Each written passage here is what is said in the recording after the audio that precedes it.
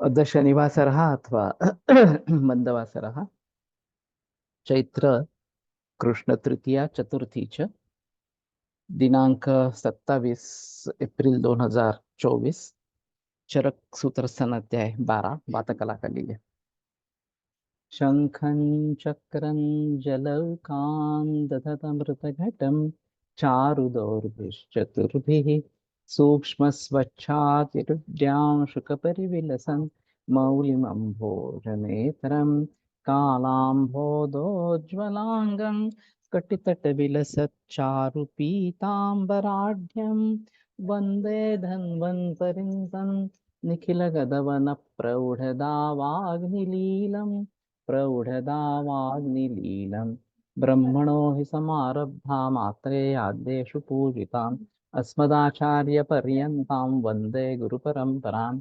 आयुर्वेदरतं वन्दे माधवाख्यं महागुरुम् आयुर्वेदामृतं सर्वं शिष्येभ्यो यः प्रदत्तवान् द्रष्टाज्ञानी दृष्टकर्मा कृतकर्मा तथैव च अध्यापकोऽभिषक्श्रेष्ठो महान् संशोधकस्तथा गुणैरेतैः समुदितैः यत्कार्यं प्रतनोति सः समृद्ध्यर्थं हि कार्यस्य वयं नु प्रयतामहे सरस्वत्यै नमो यस्याः प्रसादात् पुण्यकर्मभिः बुद्धिदर्पणसङ्क्रान्तं जगदध्यक्षमीक्षते आत्रेयं प्रथमं वन्दे आयुर्वेदजगद्गुरुम् आयुर्वेदामृतं सर्वं गृहीत्वा हि सुरेश्वरात् अग्निवेशादिकेभ्यो यत्प्रेच्छत् मुनिसत्तमः प्रथमं तन्त्रकर्तारम् अग्निवेशं नमाम्यहम्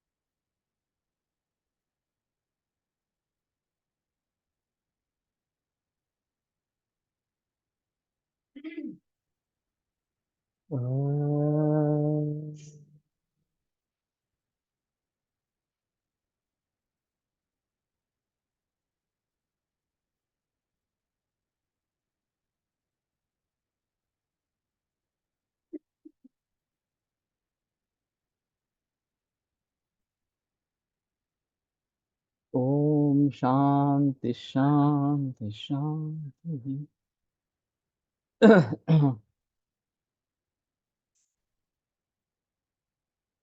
नियंता प्रणेता च मनसा। तो मन के ऊपर नियंत्रण करने वाला और उसको प्रेरणा देने वाला ये दोनों वायु ही है। और यही एक कारण है कि प्राणायाम के जरिए हम मन पर काबू पा सकते हैं। तो चले वाते चलम चित्तम निश्चले निश्चलम भवेत्। वायु अगर चल है तो मन भी चल होता है, और वो निश्चल हो जाता है तो मन भी निश्चल हो जाता है। और इसीलिए प्राणायाम के जरिए जरूर मन पर नियंत्रण पा सकते हैं। ये एक अहम मुद्दा है इसमें। और अभी जो वैकुंभक की बात की गई है, एक दूधाल कर सुश्रुत दूधाल वैकुंभक की जो बात की गई है कि जिसमें वायु का निग्रह है और वो चित्त प्रसादन करने वाला है, तो ये भी हमारे दृष्टि से एक महत्वपूर्ण इस प्रकार का रहेगा। सर्वेंद्रियाणाम उद्योजकः। सभी इंद्रियों को प्रेरणा देने वाला, उत्तेजन देने वाला इस प्रकार का, या उनको काम में लाने वाला इस प्रकार का वायु है।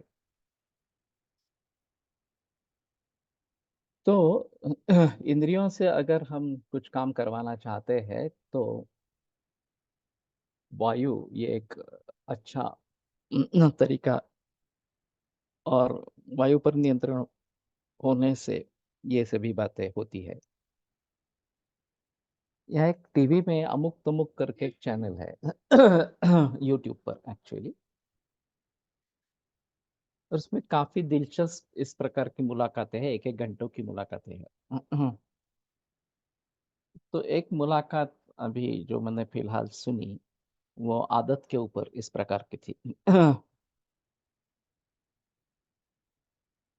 तो आदतें आदतें होती है, उनका कहना था इस प्रकार से, अच्छा बुरा हम डिसाइड करते हैं कि ये अच्छी आदतें है बुरी आदत है इस प्रकार से।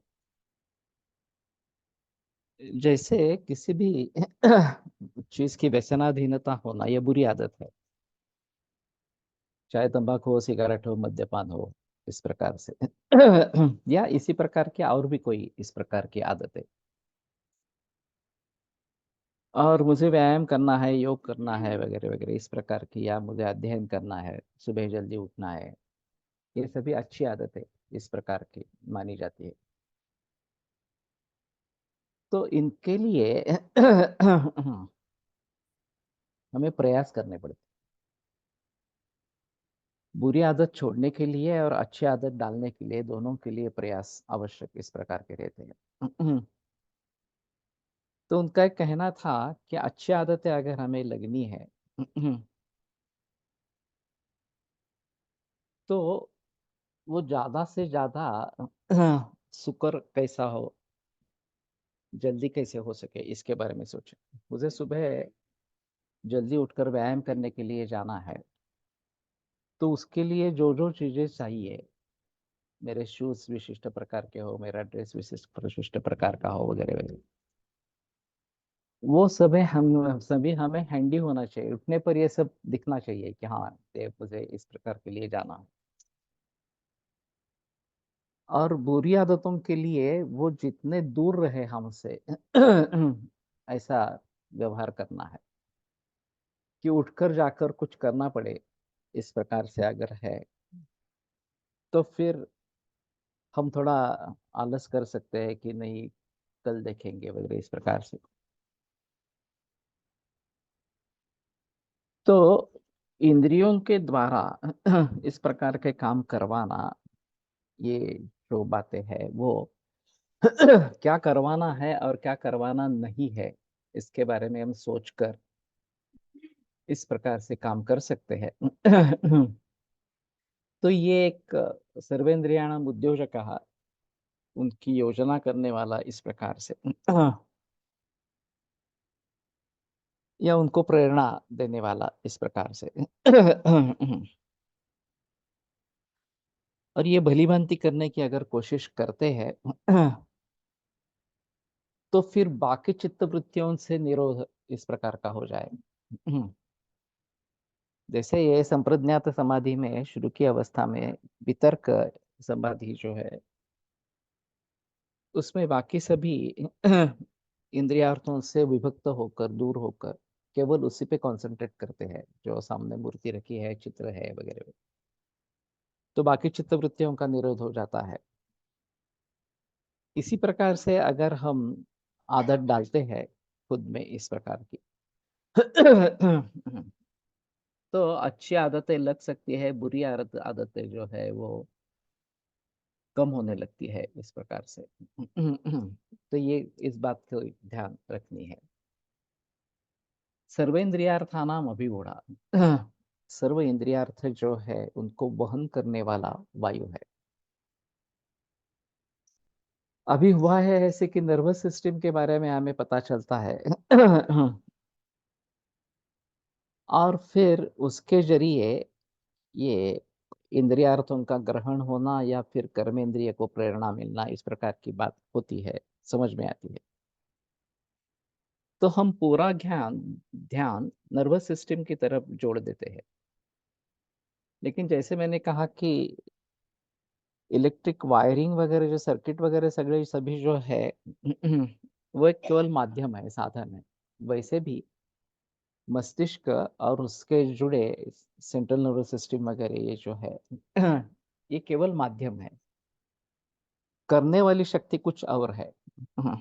और वो शक्ति हमारे हिसाब में वायु है। तो वायु काम करने लगेगा तो ये बातें होगी। मैंने दो तीन उदाहरण इस प्रकार के दिखे हैं कि ये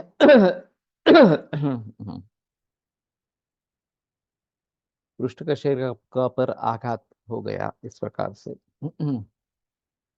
और फिर कमर पर आघात हुआ तो नीचे का सब सेंसेशंस और कर्म चला गया।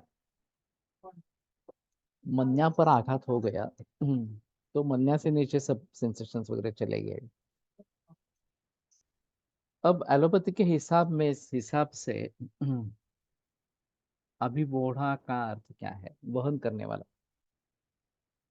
वह धातु जो है वो वहन करने वाला। तो उसको वहन करके लेके जाने वाला है और ये आत्म तत्व के तरफ जाता है और फिर ज्ञान होता है। तो ऐसे हालात में इथे दूध घेऊन ये ते खराब व्हायला लागतं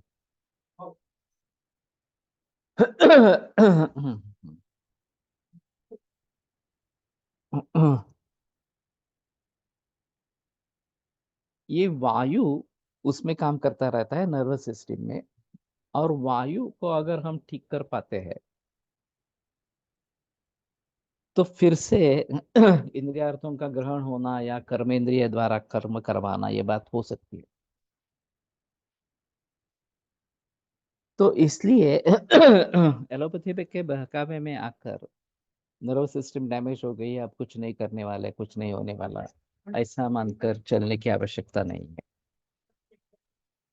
इसमें वायु और रक्त ये दो प्रधान इस प्रकार के हैं। स्पर्श ज्ञानम असंशयम, ये शुद्ध रक्त का इस प्रकार का वर्णन बताया गया है। और इसलिए यहाँ पे आघात जब होता है, प्रायो रक्तम प्रदूषण, ये अभिघात ज्वर में जो बताया गया है उसमें पहले रक्त की दृष्टि होती है अभिघात से।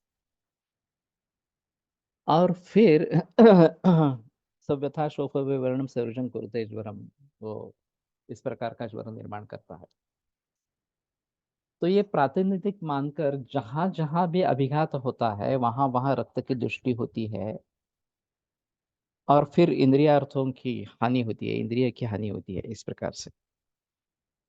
तो जलोकावचरण अगर वहां पे करते हैं तो काफी अच्छे रिजल्ट्स मिलते हैं। जहाँ पे आघात हुआ वहां पे जलोकावचरण करेंगे, अशुद्ध रक्त निकाल देंगे तो काफी अच्छे रिजल्ट्स इस प्रकार से मिल सकते हैं। तो ये एक अहम मुद्दा इस प्रकार का रहेगा। पत्नी माधवी के बारे में ये जो अनुभव हुआ था वो काफी दिलचस्प है। उसका स्कूटर पर जाते हुए एक्सीडेंट हो गया और बाएं साइड में जाइगोमेटिक बोन का फ्रैक्चर हुआ। और उस आँख की रोशनी पूरी तरीके से चली गई। तो फिर अस्पताल में दाखिल किया, फिर एमआरआई ब्रेन वगैरह का हो गया। उन्होंने कहा कि कुछ चांसेस नहीं है इसमें सुधार होने के इस प्रकार से। न्यूरोसर्जन और ऑप्थेल्मोलॉजिस्ट दोनों ने कंफर्म किया कि विजन पूरी चली गई है इस प्रकार से बाएं आँख की। तो मैं इस समय दीनानाथ में कंसल्टेंट था। तो मैंने कहा कि आपको कितने दिन यहाँ रखना है? तो बोले 48 आवर्स मिनिमम आईसीयू में। मैंने ठीक है, आप डिस्चार्ज दे दो, फिर देखेंगे क्या करना है इस प्रकार से। तो उन्होंने पूछा क्या करने वाले हो? मैंने कहा मैं जलों का उच्चारण करूंगा। बोले यहाँ मत करो इस प्रकार से। मैंने कहा यहाँ नहीं कर रहा हूँ मैं, बाहर जाकर करूंगा इस प्रकार से। और उस दिन मैं कुछ सोचने के स्थिति में नहीं था। रसिक पावसकर वगैरह बाकी लोगों ने संभाला केस को, त्रिलोक दोपेश्वरकर वगैरह इन लोगों ने शिरपिच्चू किया और फिर अभ्यंग वगैरह किया सब। दूसरे दिन मेरे मन में पहला जो सूत्र आया वो मानुषम वात पित्ताश्रुक अभिघाताक्षी रोग, अभिघाताक्षी रोग इस प्रकार का ही फिर स्तन्य के बारे में बताया है। तर्पणाश्चोतन नस्य ही, तर्पणाश्चोतन और नस्य से। तो वो तो हमने वहां पे शुरू कर दिया, स्तन्य मिलवाया, और तर्पण नहीं हो पाया, आश्चोतन शुरू किया, और भीतर दवाइयां कुछ शुरू की। और जैसे ही 48 आवर्स पूरे हुए, वहां से डिस्चार्ज लेके पुनर्वसु में लेके गए। और जाते ही तुरंत जल का उच्चारण किया, सुबह 8 सवा 8 बजे गए थे वहां पे। और जैसे जलोका ने खून चूसना शुरू किया तो विजन वापस आ गई, उसको पंखा दिखने लगा उस आंख से। और पूरी ट्रीटमेंट 6 महीने तक चली। पूरी विजन वापस आ गई, 6/6 विजन हो गई फिर से। लेकिन फिर उसमें बस्ती भी किए थे, तर्पण पुटपाक भी किए, वगैरह वगैरह सभी जो चिकित्सा है वो की इस प्रकार। कहने का तात्पर्य अर्थ ये है कि हमारी दृष्टि से वात और रक्त, ये दोनों इसमें प्रमुख इस प्रकार के हैं। और फिर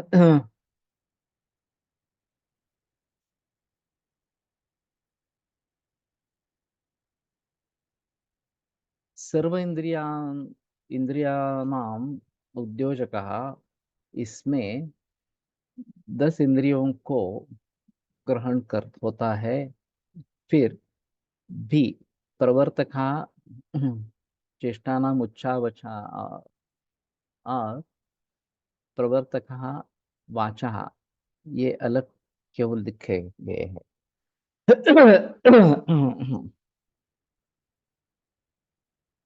ये शायद स्पष्टार्थ का के रूप से होगा, या उसको ज्यादा महत्व है इसलिए उसके बारे में लिखा होगा, ऐसी स्थिति होगी। चक्षुरेंद्रिय के बारे में विषय ग्रहण के लिए इंद्रिय विषय विषय तक जाता है, और अन्य इंद्रिय के बारे में विषय इंद्रिय तक आता है, ऐसा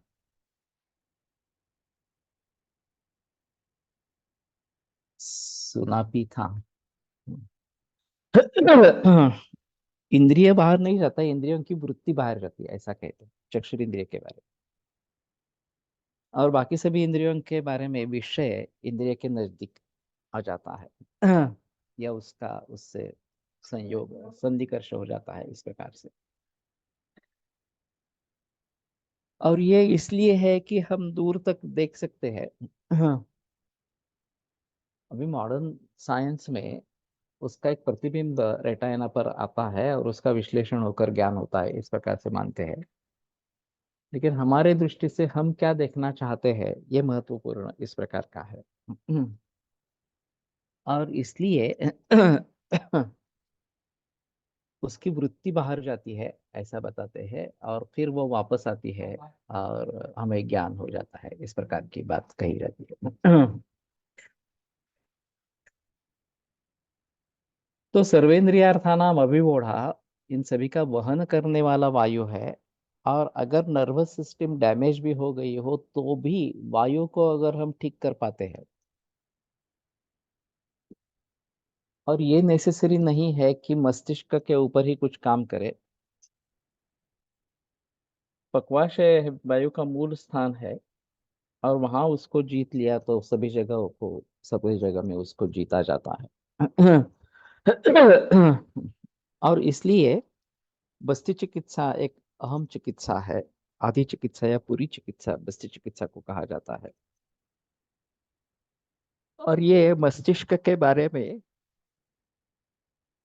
जब भी कुछ काम करना है तो बस्ती चिकित्सा जरूर ध्यान में रखनी।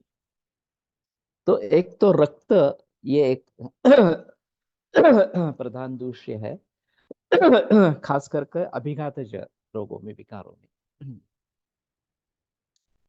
और वायु दूसरा महत्वपूर्ण है। तो इन दोनों पर अगर हम काबू पाते हैं तो ये फिर से स्पर्श ज्ञान होना वगैरह वगैरह, या कर्मेंद्रिय जागृत हो जाना, ये बातें होती है। अब आश्चर्य की बात है कि जब ऑर्थोपेडिक सर्जन ने इन केसेस को देखा,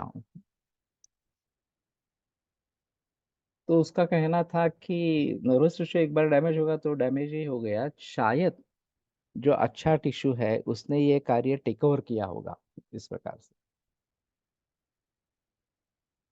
मैंने कहा जो भी है रिजल्ट्स है ये महत्वपूर्ण है, उसका लॉजिक क्या है उसके पीछे ये एक अलग बात इस प्रकार की रहेगी।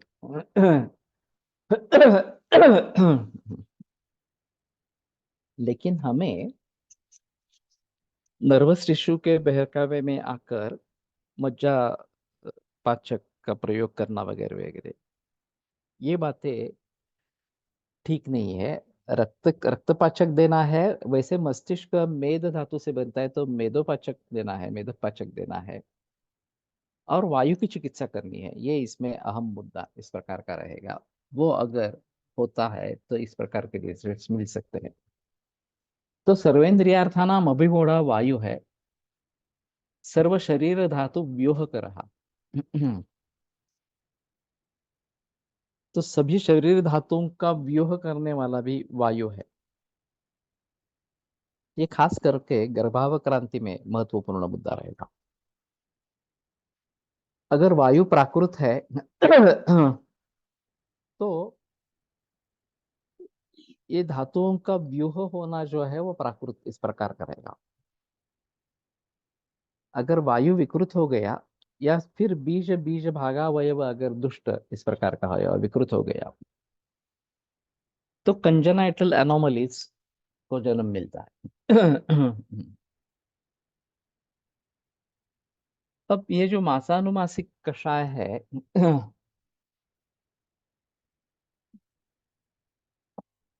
जिस महीने में ये विकृतियां निर्माण हो गई हो,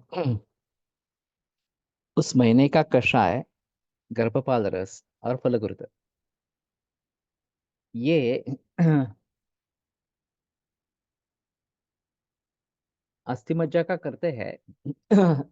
लेकिन साक्षात अस्थि पर आघात हो गया हो तो उसके बारे में थोड़ा सोच सकते हैं, नहीं तो वात और रक्त की चिकित्सा करनी चाहिए, ये है। पब्लिश होना चाहिए आयुष जर्नल में, होना चाहिए। ये काफी पुरानी घटना है, 2010 साल की घटना है।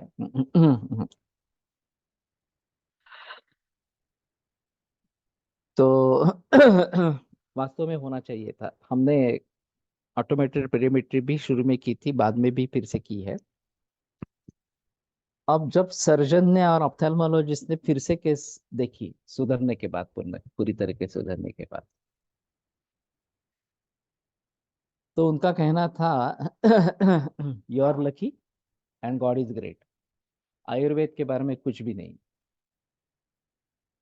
तो इसमें लक का क्या संबंध है? वास्तव में सोच समझकर की हुई चिकित्सा है, तो मज्जा का कोई रोल नहीं रहेगा क्या मस्तिष्क में? वैसा नहीं रहेगा। एडिशनली देना है तो दे सकते हैं, उसमें कोई संबंध नहीं है, प्रॉब्लम नहीं है देने में, अस्थि मज्जा पाचक भी दे देंगे तो कोई प्रॉब्लम नहीं है। लेकिन रक्त और मेद और वायु इनको नहीं भूलना है इस प्रकार से। Still very important, even now it can be published, या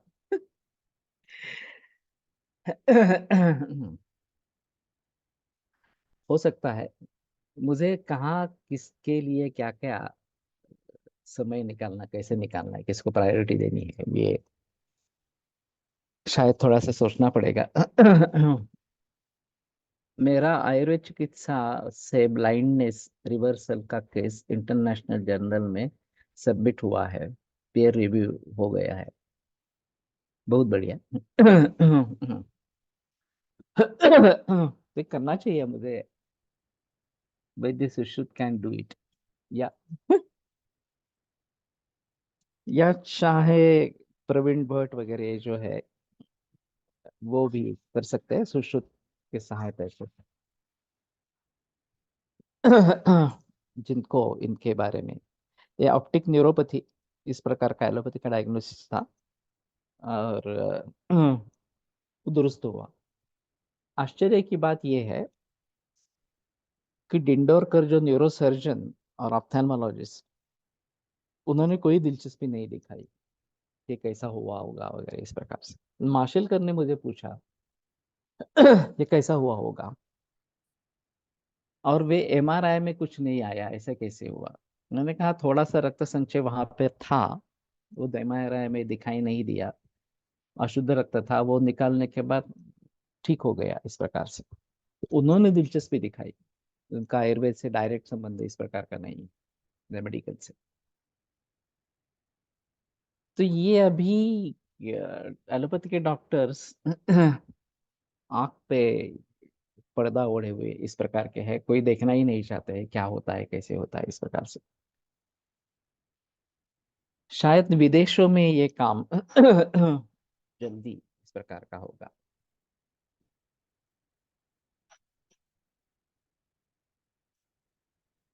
तुमने पब्लिश किया है क्या? ऑटिज्म में रक्त और मेदपाचक प्रयोग कर सकते हैं वायु के लिए, इनकी गुरुत्व या तेल कल्प पर विचार कर सकते हैं क्या सर? कर सकते हैं। मेरा एक केस पब्लिश हुआ है। ओके। व्यक्ति भवति मासस्य तृतीय गात्र पंचकम मूर्धाद्वय शक्तिनि बाहु सर्व सूक्ष्मांग जन्म च सममेव च मूर्धाद्यर ज्ञानं च सुख दुःखयोः। ये तीसरे महीने के बारे में है, और इसका संबंध ऑटिज्म से हो सकता है। क्योंकि ज्ञानम च सुख दुःखयोः, ये तीसरे महीने की बात कही गई है। तो तीसरे महीने का कल्प, ये गर्भपाल रस और फलगुरुत, इस प्रकार से मैं दे रहा हूँ ऑटिज्म के लिए। और फिर तीसरे महीने तक ही करना है ऐसा नहीं है, तीसरा चौथा पांचवा सब छठा सातवां इस प्रकार का भी देते रहना है। इसमें दो चीजें हैं, एक एक महीने के बाद अगला अगला दे दे, ये एक बात हो सकती है। नहीं तो सभी पहले सिर्फ तीसरे महीने का, फिर तीसरा चौथे महीने का, फिर तीसरा चौथा पांचवें महीने का, इस प्रकार का भी दे सकते हैं। एलोपैथिक चिकित्सक रिजल्ट्स को तभी मानते हैं जब उनके इन्वेस्टिगेशन में रोग से पूर्व और बाद कोई क्या ना हो, वेजेस हो, अन्यथा उनको भी इडियोपैथिक रिकवरी बोलते हैं।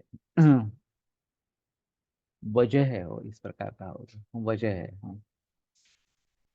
सर तिमिर थर्ड पटल में होता है तो भी मेद धातु गता अ, गता बताया है, गता बढ़ाया है। ठीक है। तो इसमें मेदो धातु का रोल है, अहम रोल है इस प्रकार से। रक्त का है, चाहे अस्थि मज्जा पाचक भी दे सकते हैं, और अगर इस प्रकार से गर्भिणी अवस्था से संबद्ध है तो वहां की चिकित्सा कर सकते हैं। तो ये एक अच्छा इस प्रकार का रहेगा। सर्व शरीर धातु व्यूह कर रहा, या एनोमलीज अगर निर्माण होती रहती है तो उसके पीछे वायु है, ये समझकर उसकी चिकित्सा करनी है। और फिर गर्भपात रस फलगुरुता, और उसके साथ में उस महीने का काढ़ा या कल्प या जो भी हो, इस प्रकार से अगर देते रहते हैं तो कंजेनाइटल एनोमलीज में काफी अच्छा रिजल्ट आता है। ये मैंने अभी बहुत सारे मरीजों में देखा है इस प्रकार से। संधान करहा शरीर से, शरीर का संधान करने वाला ये वायु है। भेद करने वाला भी वायु है, और संधान करने वाला भी वायु है इस प्रकार से। सुमो साठे ने एक केस प्रेजेंट की थी जब मैं कॉलेज में था। बताया था हमारे क्लासरूम में इस प्रकार से। रिटर्नल डिटैचमेंट का पेशेंट था।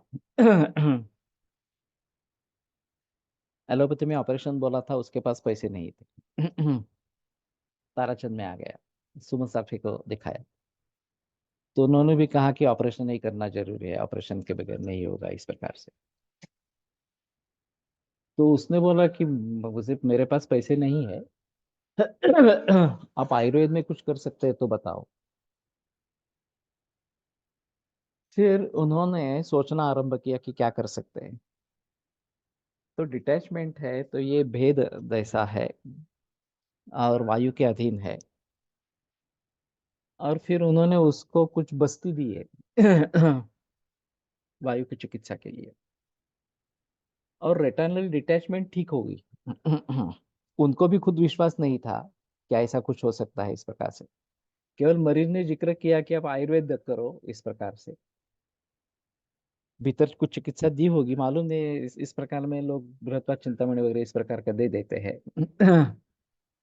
संधान वायु कैसे कर सकता है? दो चीजों को अलग करना या दो चीजों को इकट्ठा लाना ये गति का काम है और ये वायु कर सकता है। तो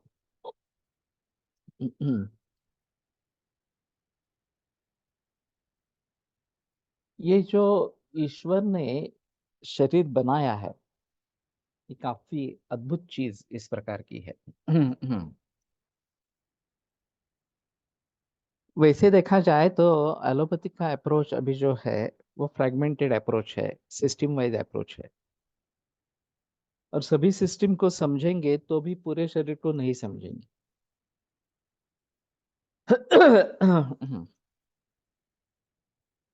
और हमारा अप्रोच होलिस्टिक है, एक सर्वांगीण दृष्टि से सभी को देखना है। और केवल शरीर के हैसियत से नहीं देखना है, शरीर मन बुद्धि आत्मा इंद्रिय इन सभी का जिक्र करना है इस प्रकार के। और फिर उस अवस्था में ये इतना कॉम्प्लिकेटेड स्ट्रक्चर कैसे किया गया है? फ्रेगमेंटेड अप्रोच में किसी एक सिस्टम के बारे में अच्छी जानकारी मिलती है लेकिन पूरे तरीके से सभी के बारे में जानकारी नहीं मिलती है इस प्रकार से। मेरा एमएस नेत्र रोग में तिलक से हुआ है। मैं नैनीताल में आयुर्वेदिक नेत्र रोग की प्रैक्टिस कर रही हूँ। अंकिता गुप्ता। ओके। बढ़िया है। नैनीताल में इस प्रकार की प्रैक्टिस करती हो तो। शिमला कुल्लू मनाली में कोई है क्या रहने वाला हमारे छात्रों में से? मैं नैनीताल एक बार देख चुका हूँ, हम शायद जून एंड में इसमें जाने के बारे में सोच रहे हैं।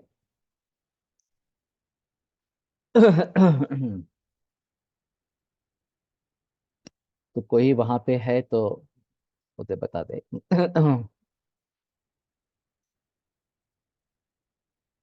तो कहने का तात्पर्य अर्थ ये है कि ऑप्थेल में अभी करने वाले बहुत लोग हैं, एएनटी में ज्यादा लोग नहीं है।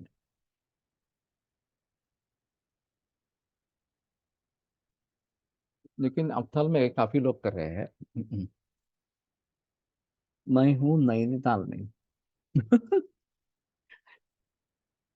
नैनीताल अलग जगह है, शिमला कुल्लू मनाली अलग है।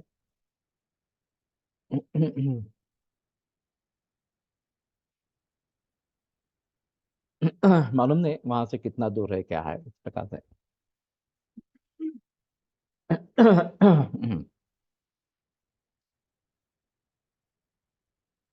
तो शायद शिमला में मैंने किसी को सुना था, मुझे अभी याद नहीं है। और शिमला में आयुर्वेद का कॉलेज भी है।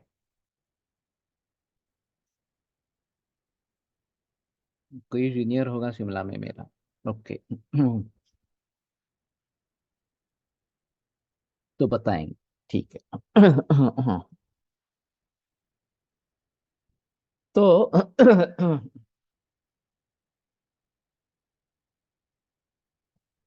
अभी मुझे ऐसा लगता है कि शरीर में कहीं भी कोई भी सेल्स परमाणु इस प्रकार के होंगे, अवयव, तो उनके लिए तीन चीजें महत्वपूर्ण है। एक अन्न, पानी और वायु। अभी जो मैं प्राणायाम की बात कर रहा हूँ, ओंकार और बहिकुंभ की बात कर रहा हूँ। और उसका संबंध प्राणवायु स्रोतस का, महास्रोतस और हृदय, इनसे है। तो इन बातों को ध्यान में रखते हुए सभी शरीर में पहुंचने का सबसे अच्छा और सबसे आसान रास्ता प्राणायाम ही।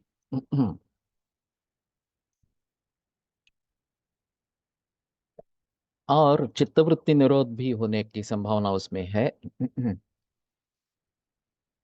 और हमारे हिसाब में कोष्ठ शाखा मर्मादि संधि जो गति है, उसके ऊपर भी काबू पाने का वो एक अच्छा रास्ता है। तो सिस्टम वाइज अप्रोच में केवल उस सिस्टम का विचार किया जाता है, लेकिन इस अप्रोच में शरीर के सभी भागों का विचार होता है। और सभी को पोषण कैसे मिले, सभी को वायु कैसे मिले, जल कैसे मिले, ये बात इसमें होती है। तो ये अक्रॉस द सिस्टम्स अच्छी तरीके से काम करने वाले। और इसलिए आयुर्योग कॉम्बिनेशन बहुत बढ़िया इस प्रकार का काम करेगा।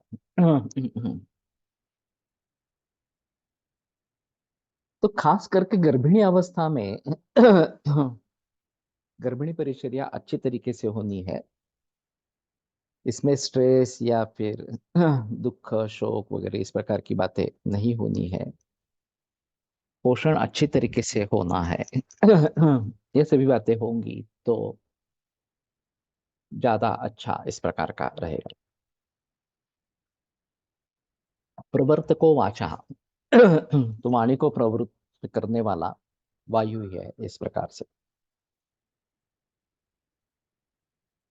तो खास करके मूलाधार चक्र से या स्वादिष्ठान चक्र से इस प्रकार की वायु वो ततः कायाग्निमाहंति स प्रेरयति मारुतम मारुतस्तूरसी चरण मंदरम जनयति स्वरम, इस प्रकार का एक शिक्षा में आता है। तो वचा तेल का नाभि पूरण इस प्रकार से करते हैं तो वाणी की प्रवृत्ति होने की, वैसे तेजस्वी वाक कही गई है, उसका अग्नि से संबंध है। और इसलिए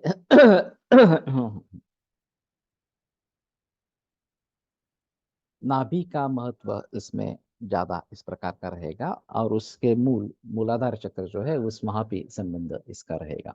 और परापश्यंती मध्यमा वैखरी, ये जो चार वाणियां हैं, तो मूलाधार चक्र में एक अनाहत नाद ओंकार का चालू रहता है। सिर्फ उसको महसूस करना है।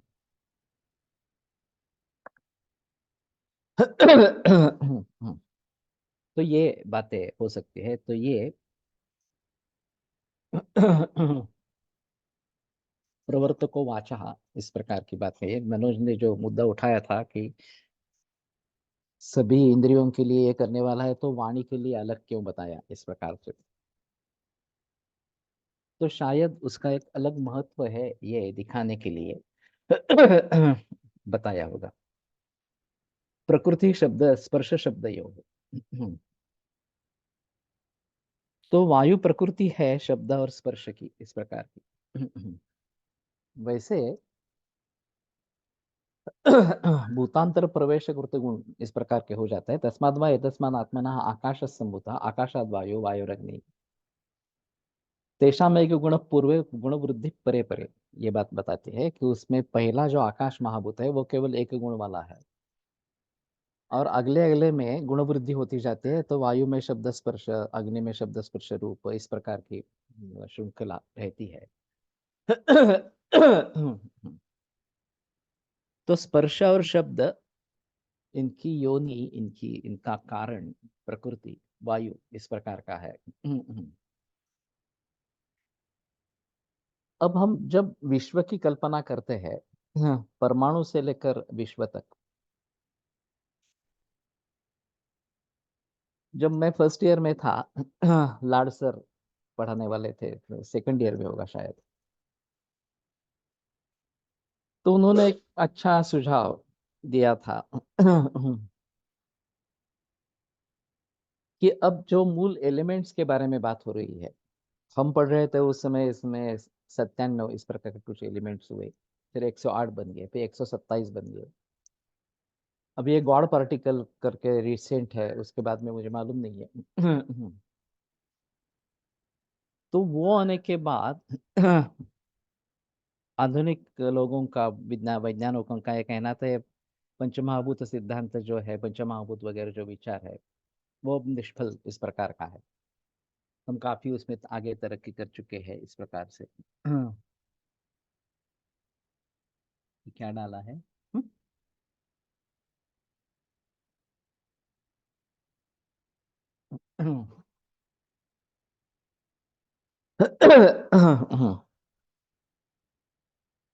तो उन्होंने बताया था कि पंचमहाभूत, ये मूल द्रव्य सामने आए तो पंचमहाभूत सिद्धांत का कुछ महत्व नहीं रहा, ऐसी बात नहीं है।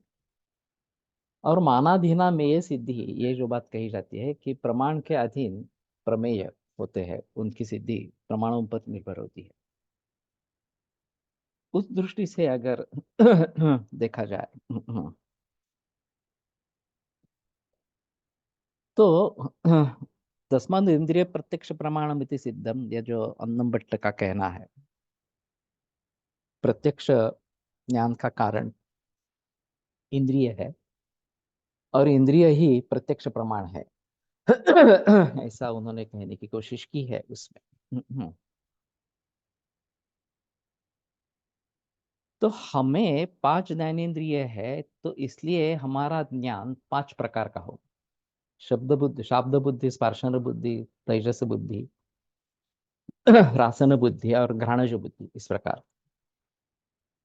अगर किसी पशु में केवल दो ही ज्ञानेंद्रिय है, तो उसके लिए ज्ञान का बंटवारा केवल दो चीजों में ही होगा, क्योंकि वो प्रमाण ही नहीं है, वो इंद्रिय ही नहीं है, तो उसके जरिए होने वाला ज्ञान कैसे होगा? तो नहीं होगा इस प्रकार से। इसलिए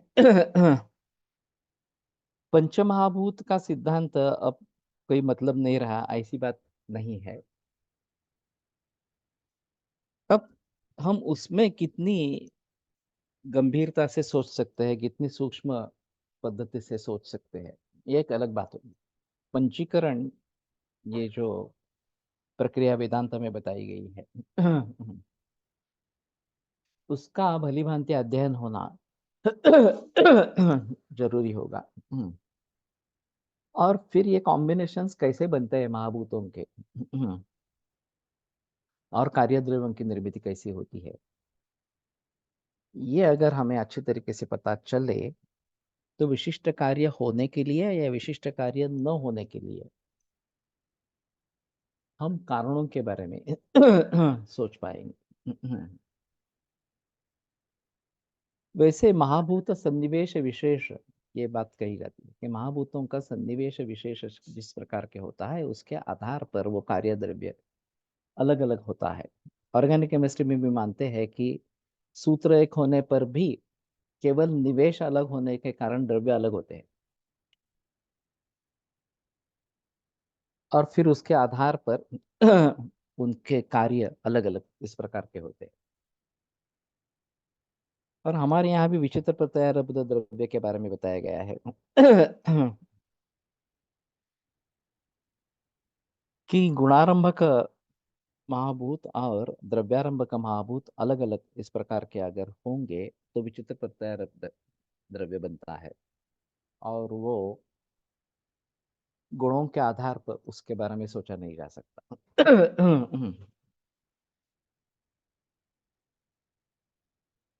तो प्रकृति स्पर्श शब्द यो हो, स्पर्श और शब्द की प्रकृति वायु है। आकाश केवल शब्द की प्रकृति है और वायु शब्द और स्पर्श इन दोनों की प्रकृति इस प्रकार का है। तो ये एक अहम मुद्दा इसमें रहेगा।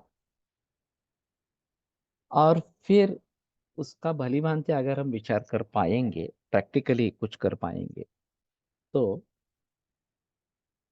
ये इंद्रियगत विकृति के बारे में हम अच्छी तरीके से सोच पाएंगे। श्रोत्र स्पर्शनय और मूलम, श्रोत्रेंद्रिय और स्पर्शनेन्द्रिय का मूल इस प्रकार का वायु है। श्रोत्रेंद्रिय ये तो केवल कर्ण विवर्ती आकाश है इस प्रकार के ये बोलते हैं। हमारे हिसाब में सर्वेंद्रियाणि पांचभौतिकानि, तो उसमें आकाश महाभूत का प्राधान्य होगा, लेकिन बाकी भी महाभूत होंगे इस प्रकार से। तो वायु इसमें प्रधान इस प्रकार का रहेगा। और वायु पर नियंत्रण पाएंगे तो इसमें जरूर कुछ लाभ हो सकता है। हर्षोत्साह योनि, हर्ष और उत्साह की योनि वायु है। तो अप्रसन्नेन्द्रिय इस प्रकार की व्यक्ति अगर है तो समझ लेना है कि इसका स्वास्थ्य ठीक नहीं है। ये जो काफी मशहूर सूत्र है कि समदोषः समाधिनिश्च संबधातु मलक्रियः प्रसन्नात्मेन्द्रिय मनाः स्वस्थेत्य विधीयते, उसका अगला श्लोक जो है वो कोई ध्यान नहीं देता। दोषादीनां तु असमताम अनुमानेन ललक्षयेत अप्रसन्नेन्द्रियं वीक्ष्य पुरुषं कुशलो भिषक्, ये अगला श्लोक है उसका। ईएनटी में कान के पर्दे में छेद होना, इस पर क्या विचार करना चाहिए सर? मुश्किल मामला है थोड़ा सा। जहां जहां एनाटॉमिकल विकृति हो जाती है वहां एलोपैथी कुछ ना कुछ इस प्रकार से मैकेनिकल सॉल्यूशन ढूंढती है। टिम्पेनोप्लास्टी कुछ सा अच्छा उदाहरण है। लेकिन छिद्र है तो वो भर भी सकता है, ये भी बात है। और उसके लिए ज्यादातर ये प्रतिशय के कारण होता है। प्रतिशय की चिकित्सा मूल करनी है और फिर स्थानिक चिकित्सा इसमें कुछ करनी है, इस प्रकार की स्थिति रहेगी। कर्णस्राव चिकित्सा से बहुत बार यश मिलता है, ठीक है।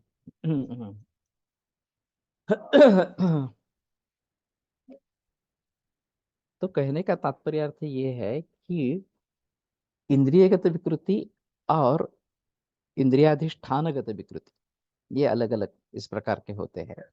ये इंद्रियाधिष्ठान है इस प्रकार का छेद होना, और उसकी चिकित्सा मैकेनिकली इस प्रकार की हो सकती है। मूळे में प्रतिशय, प्रतिशय की हिस्ट्री पाई जाती।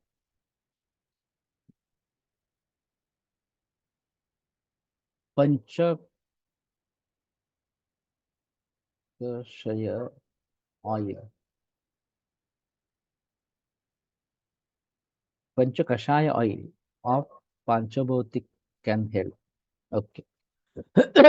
ये मिलता है क्या पंचकषाय ऑयल? मैंने पहली बार सुना इस प्रकार से।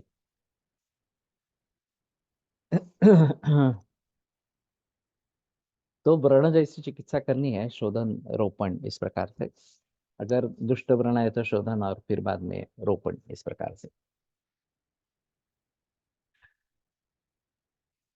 तो अप्रसन्नेन्द्रियम वीक्ष पुरुषं कुशलो भिषक, अप्रसन्नेन्द्रिय अगर आदमी है तो समझ लेना है कि दोष धातु मल की वैषम्यावस्था इस प्रकार का है करके भी।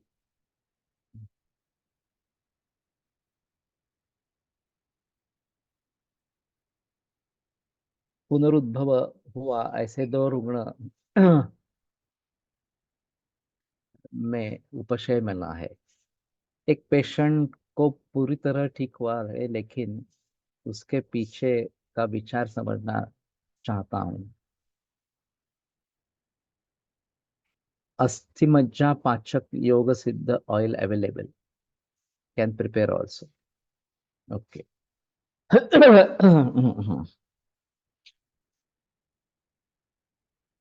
ते अलग अलग इस प्रकार का होगा थोड़ा सा।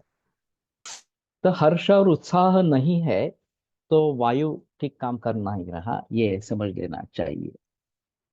बच्चा लहसुन आदि तेल, आदा, वैद्यरत्नम, सर्वी सर्वकरण में अच्छा उपयोग है।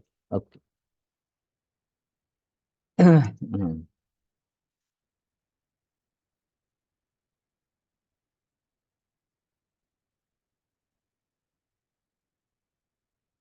पंच कषाय और पांच भौतिक। ओके। ये किसी का वीडियो चालू है, वीडियो बंद करो।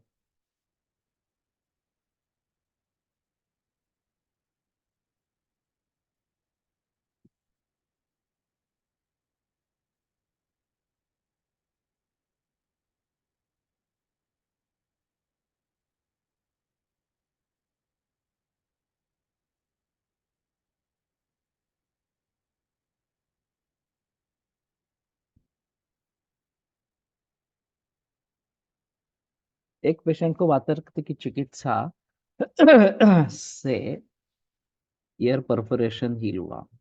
अच्छी बात है। Ujjwala Devkar video on. Ujjwala Devkar video बंद करो तुम्हारा।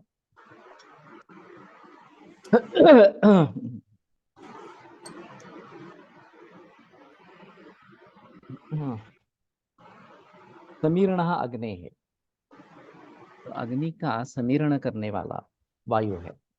उसको उत्तेजित करने वाला, उसको प्रेरणा देने वाला वायु है। समानोग्नि समीपस्थ कोष्ठम चरति सर्वथा अन्नं गृह्णाति पचति विवेचयति मुंचति वगैरह, ये अग्नि समीपस्थ है समान वायु। और बाप रे। प्राणापान समान स्तुत मायते पाल्यते पीछे, ये सुश्रुत का वचन है। तो इन दोनों दृष्टि से इसमें नो हर ऑडियो ऑन। काय होते हेलो। हाँ। ये?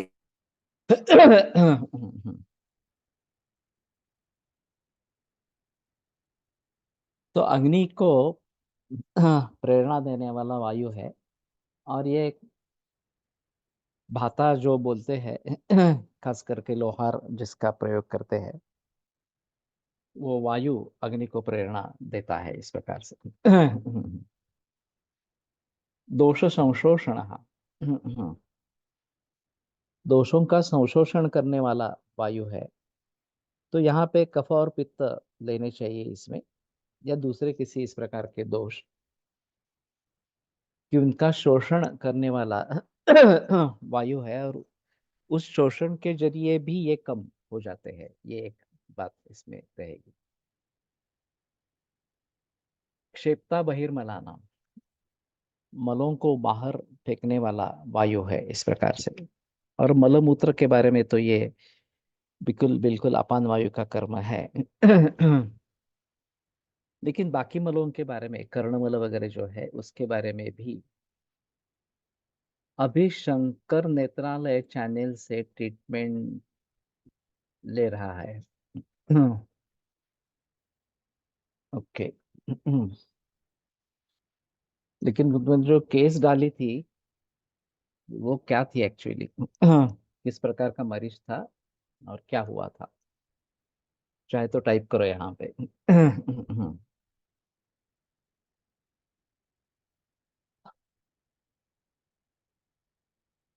स्थूलाणु स्रोतसाम भेदता, स्थूल और अणु इस प्रकार के जो स्रोतस है उनको भेद करने वाला, उनको व्यक्त करने वाला वायु इस प्रकार का है। तो शरीर धातु व्यूह कर रहा, और फिर ये छोटे मोटे जो स्रोतस है उनको भी निर्माण करने वाला वायु इस प्रकार का है। तो गर्भावक्रांति में ये बात बताई गई है कि आकाश पहले वहां पे अवकाश निर्माण करता है। और फिर वायु ये स्रोतों से उनका विभाग इस प्रकार का करने लगता है।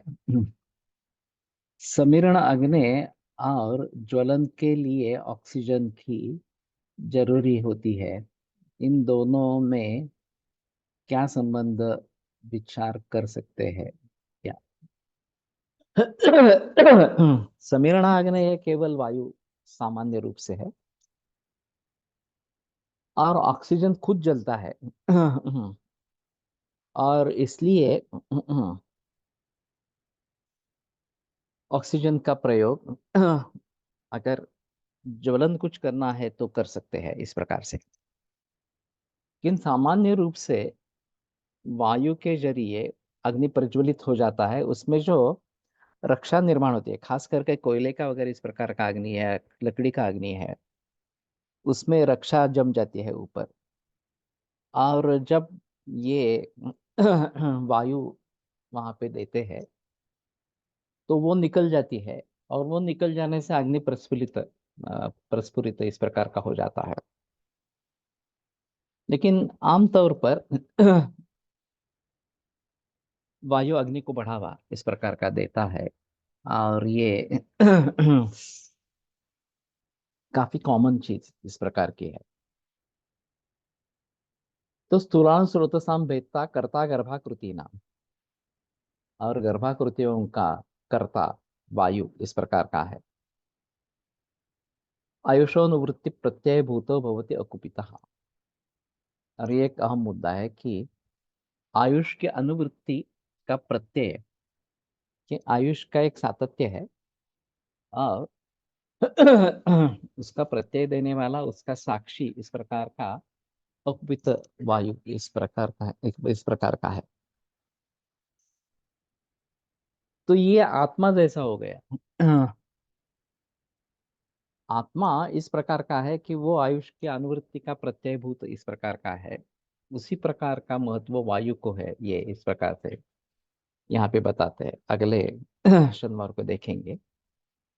अब बुधवार को ही डायरेक्टली मिलेंगे योग सूत्र के आधार पर, और फिर वो भाव प्रकाश वगैरह सिलसिला चलता रहेगा।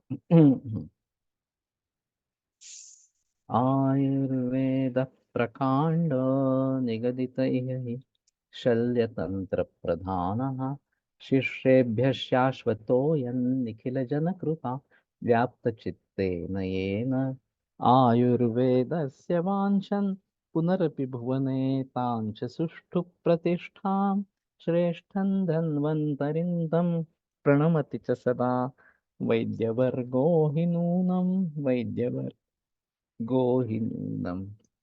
यह गंधक रसायन से ट्रीट किया हुआ कर्णस्राव का रुग्ण का केस है, जो हमने हाल ही में पब्लिश किया था। कल्चर सेंसिटिविटी और ओटो एंडोस्कोपिक इमेजेस के आधार पर काफी अच्छा रिजल्ट मिला। हेतु जल निमज्जन था। ओके।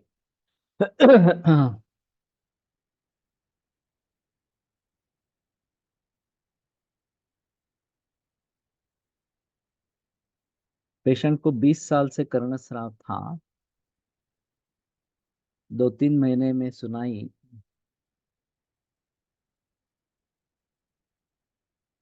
देना बंद हो गया। ईएनटी डॉक्टर ने ऑपरेशन बोला था, लेकिन हमने उसको क्षार तेल कान में डालने और शोधन और शमन का विचार करके षड्बिंदु तेल और अणु तेल नस्य किया। अभ्यंतर पंचतिक्त गुग्गुल, कैशोर गुग्गुल और सारी वादी वटी दे दी। 5-7 दिन में स्राव बंद हो गया, 15 दिन में सुनने लगा, और 1 साल में पूरा ठीक हो गया। बढ़िया किसे।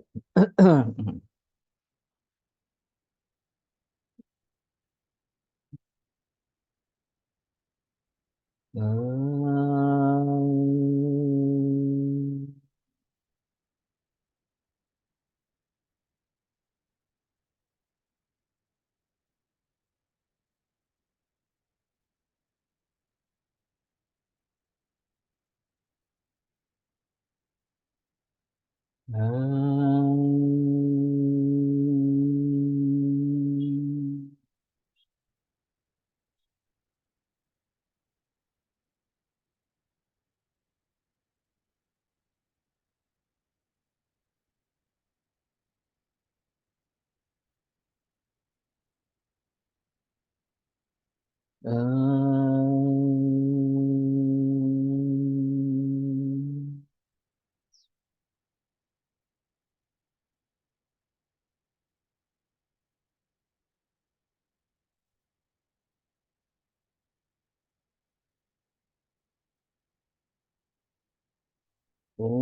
शांति शांति शांति। विरम्यते व्याख्यान व्यापारा। डायबिटीज में कर्णस्राव है एक पेशेंट में, क्या ठीक हो सकता है? पूरी हिस्ट्री ले लो तभी कुछ पता चलेगा।